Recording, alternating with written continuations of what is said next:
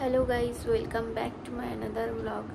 তো আমি সকালবেলা না, এখন দুপুরবেলা। সকালবেলা তো তোমরা দেখলেন, আজ দোকান চলে গেল ওর মেয়েকে একটুখানি দেখে শুনে। তো আর আমি এখন স্নান করে এসে বসেছি, খাবো। আর সকালবেলা থেকে আমার মা আসে, আর রাতের বেলা নাইট ডিউটি দেয় এই বাড়ির মা। এখন দুজনের ডিউটি আছে, ডে ডিউটি আর নাইট ডিউটি। আর আমাদেরও এখন রাত জাগতে হয়, দিন জাগতে হয়, সেই জন্য সেভাবে ব্লগ করতে পারি না।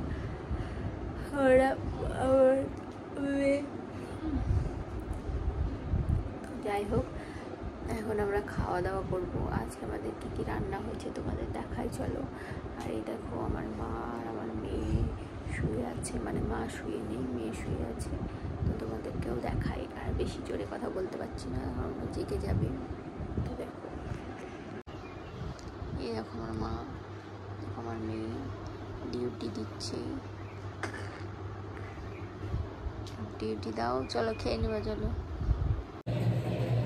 আজকে আমাদের রান্না হয়েছে শাক। এখানে সবার জন্য হচ্ছে ডাল, মাছের তরকারি, জেঠি দিয়েছে একটা সবজি আমার জন্য, শাক দিয়ে, ডাটা শাক দিয়ে। এটা হচ্ছে আমার জন্য পাতলা পাতলা ডাল। খেয়ে দিয়ে তারপরে আবার মাকে খেতে দিতে হবে, মা খাবে। আর এই বাড়ির মা বাপিও খায়নি, সবাই খাবে। আমি খেয়ে সোনার কাছে যাই, তারপর ও জেগে গেলে তারপরে কান্না করবো। চলো, আমি থালাটা নিয়ে খেয়ে নিই, তারপর আবার তোমাদের সাথে। আজকে আমি অনেকদিন পর আসা, আর তার কারণ আজকে হচ্ছে আমার 21-এ, আমার মেয়ের 21 দিন কমপ্লিট হলো, আমাদের অসুচ কাটলো। আর 31 দিনে মেবি আমি ঠিক জানি না, যজ্ঞ হবে, পুজো হবে। তো তোমরা সবই দেখতে পাবে। আর দেখো আমি এখানে কি করছি, আজকে মাথা শ্যাম্পু করে সব ফ্রেশ হয়ে গেছি। অনেকদিন পর নিজেকে একটু ফ্রেশ লাগছে। আর দেখো আমার মেয়ে কী করছে এখন। আমার মেয়ে এখন আছে ঘুমিয়ে এটার মধ্যে, তার কারণ মশা, বৃষ্টি হয়েছে যেহেতু মশা। আর আজকে আমার মা সকালে আসে, আর রাতের বেলা থাকে হচ্ছে এই বাড়ির মা। তো এই মা এসে সমস্ত কিছু ঝেড়ে ঠেড়ে দিয়েছে, ঘর ঝেড়ে দিয়েছে, পরিষ্কার করে দিয়েছে। আর আমি এই আলমারির মধ্যে একটু জায়গা নেই, তার কারণ আমার মেয়ের জামা কাপড় রাখতে হবে, সেজন্য আমি একটু ফাঁকা করার চেষ্টা করছি আলমারিটা। যেগুলো আমার গায়ে হবে না সেগুলো কাউকে দিয়ে দেবো, আর যেগুলো হবে সেগুলো রেখে দেবো একটা সাইড করে। তো এই জামাগুলো আমি ঠিকঠাক করে নিই, তারপরে আবার তোমাদের সাথে আসছি। আমাদের মেয়ের পেছনে করতে করতে টাইম চলে যাচ্ছে। তো দেখো, এখন ঘুমাচ্ছে এখানে। আর এর জন্য এই মশারিটা ওর মানি এনে দিয়েছে, ওর মাসি এনে দিয়েছে। তো এখন ঘুমাচ্ছে। আর আজকে দুপুরবেলায় পোলট্রি পিসি আমাকে মাটন করে দিয়েছিল, সেটা দিয়ে এখন রাতের ডিনার সারবো। যেহেতু পুষ্পিতা মাটন খায় না, তো পুষ্পিতার জন্য আলুর তরকারি আছে, আমার জন্য মাটন আছে। শুধু আমার জন্য না, মোটামুটি অনেকখানি দিয়েছিল, এটা দিয়ে আশা করি হয়ে যাবে। আর দেখো, এই যে পাতলা ঝোল করেছিল, আজকে রিচ করেনি বেশি, কারণ জানে যে আমি সেরকম রিচ খাই না। আর এখানে রুটি আছে, রুটিটা কিনেই আনি আমি, বাড়িতে এখন করা যাবে না। আর এই যে পুষ্পিতার আলুর তরকারি। পুষ্পিতা চলে এসছে, পুষ্পিতার শরীরটা একটু খারাপ, কারণ যতই হোক সি সেকশন হয়েছে, এখনও তো মাত্র 20-22 দিন হয়েছে, রিকভার করা তো মুশকিল। তার উপর আবার আছে একটা প্রবলেম, যেটা প্রকাশ্যে বলা যাবে না। তো যাই হোক,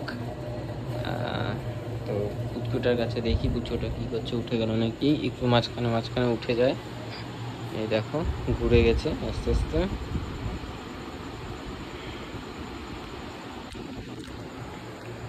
তো সারাদিন মোটামুটি কাটে, রাতটা একটুখানি অসুবিধা হলে তবেই ও জাগে, আর মাঝে মাঝে খিদে পায়। তাই জাগে, তাছাড়া বেশি জাগে না। একটু পটের প্রবলেম হচ্ছে, মানে যখন পটি করছে তখন একটুখানি মানে হয়তো প্রবলেম হচ্ছে, বুঝতে পারছি না, কান্না করছে খুব। তো ডাক্তারকে লাস্ট টাইম ওটা বলা হয়নি, কারণ তখন পটি একদিনই করেছিল, এখন 2-3 দিন হয়ে গেছে। তো আমার মনে হচ্ছে আরেকবার ডাক্তারের কাছে যেতে হবে, কারণ এটা বলা অবশ্যই দরকার যে এরকম প্রবলেম মনে হয় কনস্টিটিউশন এর কী ঠিক বলতে পারবো না। তো দেখা যাক কী বলে ডাক্তার। আমাদের এইখানে লোকাল ডাক্তারই দেখাচ্ছি, কারণ বারবার কৃষ্ণনগরে যাওয়া সম্ভব না, এখান থেকে অনেকটাই দূর।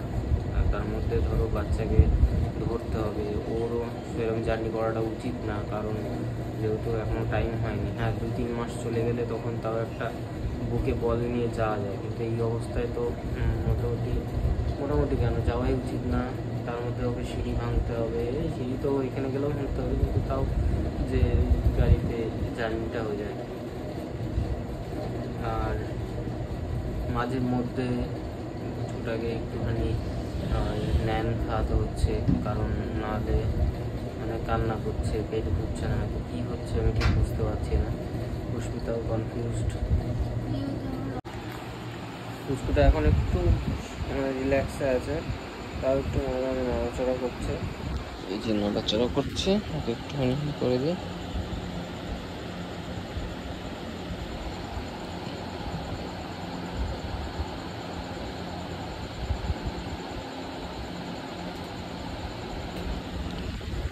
আর ওর কি বলে, ওর ফেস রিভিল ভিডিও খুব তাড়াতাড়ি আসছে, তো তোমরা অবশ্যই চ্যানেলটাকে সাবস্ক্রাইব করো, আর ভিডিওগুলো ভালো লাগে লাইক করো। আর তোমাদের যদি কোনো মতামত থাকে অবশ্যই কমেন্টে জানাও, আর তোমাদের মতামত আমাদের কাছে খুব গুরুত্বপূর্ণ।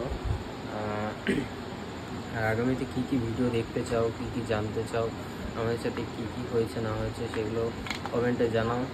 তো আমার যদি কিছু জানা থাকে অবশ্যই তোমাদের শেয়ার করবো তোমাদের সাথে।